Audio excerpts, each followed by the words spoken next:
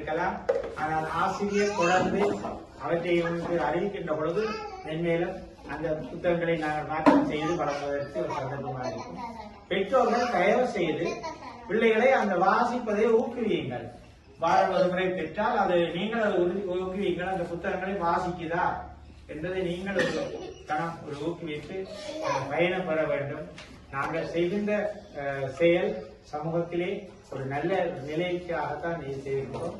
எனவே எங்கள் அன்புக்குரிய உங்கள் எல்லாருக்கும் தெரிந்த செல்வ முரளி அவர்கள் மூலம்தான் இந்த நெடுங்கணிக்கு நமக்கு தொடர்பு கிடைத்தது.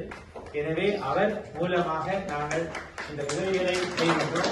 நீங்களும் செல்வ முரளிக்கு அவருடைய கையை பலப்படுத்தி அவர் மூலம் பல நன்மைகளை பெற வேண்டும் என்று கேட்டுக்கொண்டு உங்கள் இந்த பலனை நீங்கள் கட்டாயமாக கிடைக்கின்ற உதவிகளை 100% பயன்படுத்துவதற்கு அமைகிறது.